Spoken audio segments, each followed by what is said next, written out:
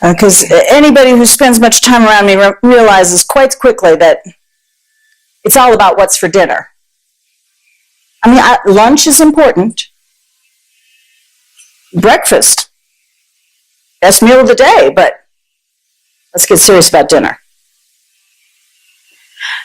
And this is maybe because I'm just who I am and the grandmas that fed me, but it's really because food is one of the ways that we express culture. Food is how we establish connection with one another and how we pass along relationship.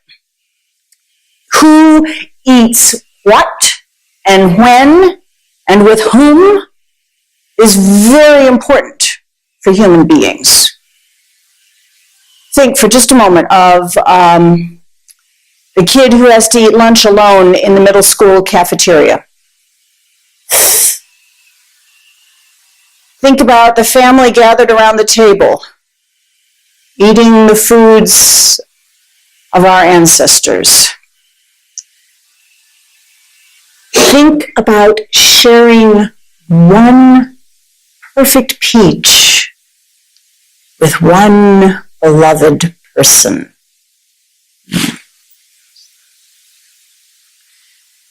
We use food as a mark of who we are, who we want to be, and who we do not wish to be mistaken for.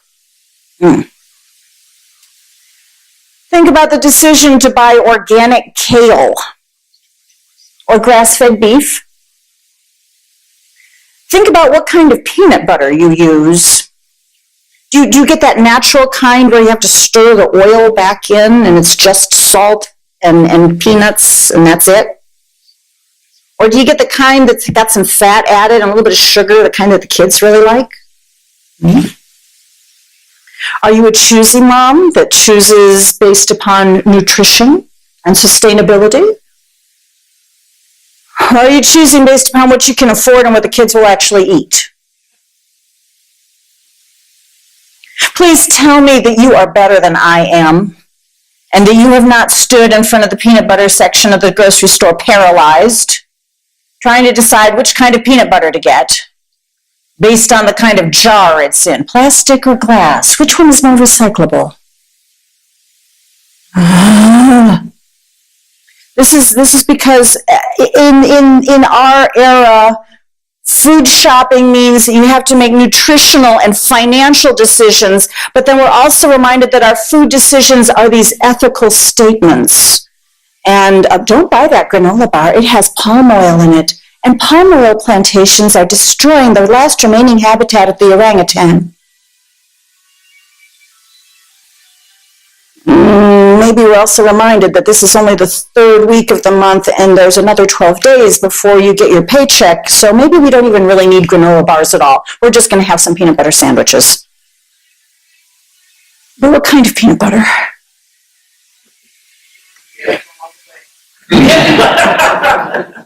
Did you bring a coupon?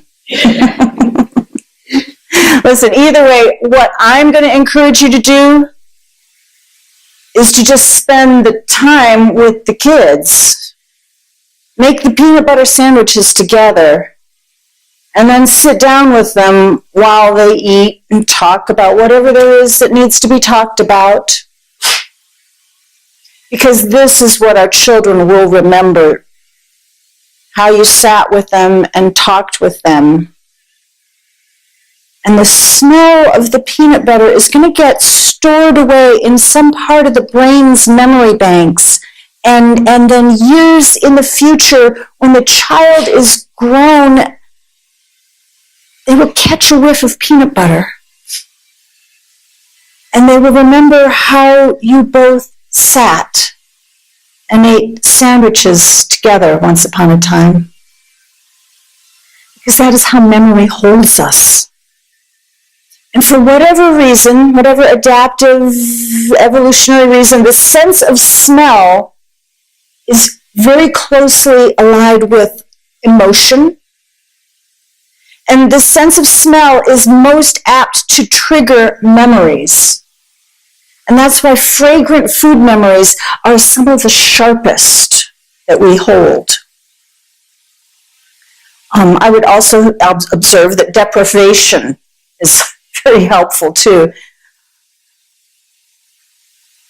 I recall a single meal from 36 years ago with utter clarity. It was at a train station on the border between Bulgaria and Greece, and for the previous 6 weeks, I had been traveling through Eastern Europe, and in the last 3 weeks before that, I had been on basically a subsistence meal plan in Romania. This was the height of Ceausescu and Thatcher and Reagan. The Iron Curtain was still very real. I had managed to get a little bit of yogurt and some bread in Bulgaria the night before, but now we were finally taking the train that would lead us out of the Eastern Bloc and into a Western country. We're going into Greece, and I don't know if you ever traveled through difficult borders, but at that time, because of the politics, the rhetoric, it was really, they were thorough. And the border guards were going through everybody on the train, passports, papers. They were harassing people who looked especially poor or worse, especially affluent. Somehow I slipped off that train, and kind of like in the cartoons where you see the fragrance of some food, and I was following this scent, something smoky, something fatty, something, oh my God. I tracked it down to this old woman who had set up a grill on the floor in a corner of this train station, and she was grilling kebabs of lamb chunks, and somehow she was warming pita bread, and was she frying potatoes? I don't know how you fry potatoes over a charcoal grill, but I paid. I don't know with what I paid. I don't know how much I paid, but I paid her money, and I was given this food, and it was the first fatty, grilled, crispy, delicious food that I had eaten in weeks. It was glorious, because I had spent weeks living with food rationing, being followed by government minders, by noticing the distended bellies of the Romanian children, and visiting grocery stores with empty shelves, and this simple meal, bread, potatoes, meat, was the most articulate and succinct repudiation, rejection of authoritarian rule, communism, dictators. I savored every bite. I will never have a kebab that good again. As powerful, as pure, as amazing, but all it takes is one whiff of grilled lamb, and I am reminded to give thanks for that kebab and for freedom. What food transports you across time and space? There's a food, I know there is. Was it a formal meal? Your wedding cake? Was it a tin of sardines in tomato sauce, balanced on the blade of a pocket knife eaten on the side of the road? When was there a time when what you ate connected you to that place and those people more surely than any words?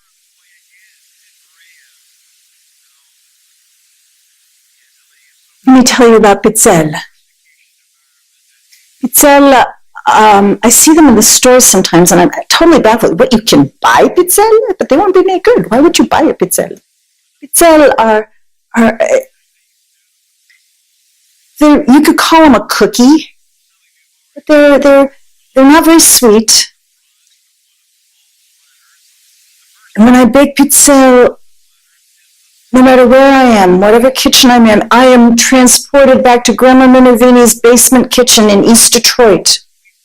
Pizzelle, they're pretty. They're thin little waffle-type cookies. You make them on a decorative iron, and Italians like to flavor the batter with anise, which is really confusing to an American kid who bites into a cookie and it tastes like licorice. So I use vanilla because I don't want to confuse the children. And it's a really slow process because your iron can either make one or maybe two at a time, and so it takes a long time to make a whole batch of them. And so you mix the batter, and then you assign one competent kid to sit by the iron and pour the batter and while everybody else is filling the ravioli or rolling out the little wedding cookies, and so slowly the stack of pizzelle grows taller. And then after they've cooled, you have to let them cool properly because they taste better after they've rested. Then you dust the powdered sugar on them. Okay? Don't dust the sugar until right before you serve them. I don't know why. The powdered sugar has to be fresh. And then they're placed on the table, the big kitchen table, and you have coffee, you have tea. I swear I didn't do anything different. So you have the pizzelle. It's spelled P-I-Z-Z, like pizza, but then E-L-L-E, pizzelle. And you sit down with your coffee and tea, and you don't gobble them down like a chocolate chip cookie. They're a leisurely cookie to nibble on. Even children can't eat them fast. You might break off a piece, but with the very first bite, you're covered in powdered sugar. And then you break off another piece, another storm cloud of powdered sugar. It's beautiful. And now though, when I make the pizzelle, usually around the holidays, I'm carrying with me not just the cookie, I'm carrying Grandma's love. And I'm sharing it with the next generation, because the child today won't know Grandma. But as she eats the pizzelle that I've prepared, she's laying down memories. Memories linked to a lacy, fancy cookie like you never see otherwise. It might puzzle her American palate because it's not very sweet. But soon she will have powdered sugar down her front and the memory of vanilla lingering.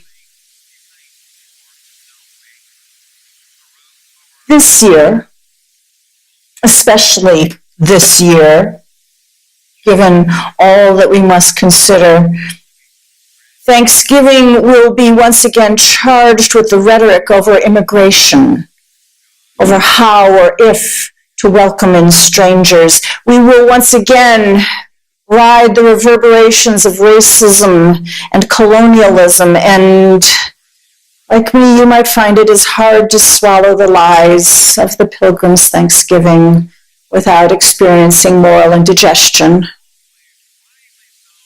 So how do we do this? How might we give thanks without perpetuating lies of erasure and omission? How if we paid attention to the cultures of the peoples who took pity upon starving European migrants, what might we learn about giving thanks today?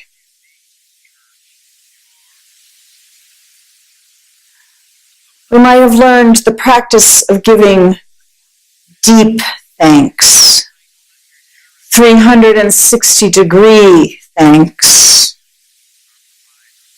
Here's how we might actually do it. Before you even pick up your fork, at the very least, say thank you to the person who prepared the food. And if it was you, give thanks to yourself. And then take one step back. And give thanks to all of the people who worked at the grocery stores and the distribution centers where the food passed through on its way to your kitchen. Think about and thank the person who stocks the produce bins. Thank the persons who placed cans upon the shelves, who propped up the wrapped packages of meat in the coolers. Think and give thanks to that cashier who rang up the purchase. His or her feet are probably tired. Don't forget the people who drove the trucks to deliver the food. Remember and give thanks for the person who had to bundle up in a heavy coat to work in the refrigerated warehouse, driving the forklift to pick up the pallets of potatoes and load them onto the trucks. Go one step back further and give thanks to the people who planted and tended and harvested the food, picking the beans, sorting the potatoes, slaughtering the animals.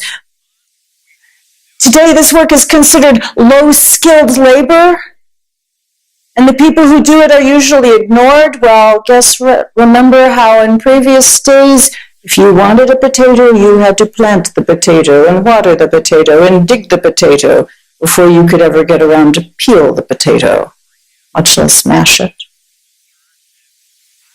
And not long ago, only the Most High were permitted to slit the throats of the animals and drain the blood. Now it is the most recent immigrants trying to learn the ways of this land, trying to understand what is this fuss about turkeys and cranberries. It's kind of bland. Either way, now it is a good thing to remember and give thanks for those people who make our food possible. And go ahead and give thanks to the plants and animals for the very blessing of their being. Years ago, my teacher explained it to us like this. He said, "You must always give thanks before you eat. Before you eat the pig, you have to thank the pig. Because if they could, the pig's family would sue you." All right. Let's take it straight out of the theological and into the litigious. And finally, before you eat, give thanks to the life force of this very planet, of which you are a part that is currently consuming but will eventually be consumed. That is the 360 degree of thanks. It is the shape of our planet. Okay, now you can eat. What, you don't have time to do that every single time you have a meal or a snack? What? There you are, we're getting ready to eat the tortilla chip. Oh, wait. Okay. I understand. But do try it sometime. Do try that 360 degrees of thankfulness. Just start slow, maybe just over a bowl of oatmeal or a simple bowl of soup. But then try it with your whole community. Many people gathered around the table, the children wriggling with impatience and the cook wiping his hands on his apron.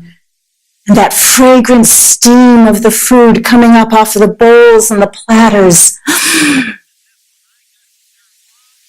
Pause and give thanks deeply, well, and all together. And see what kind of memories are made. Blessed be.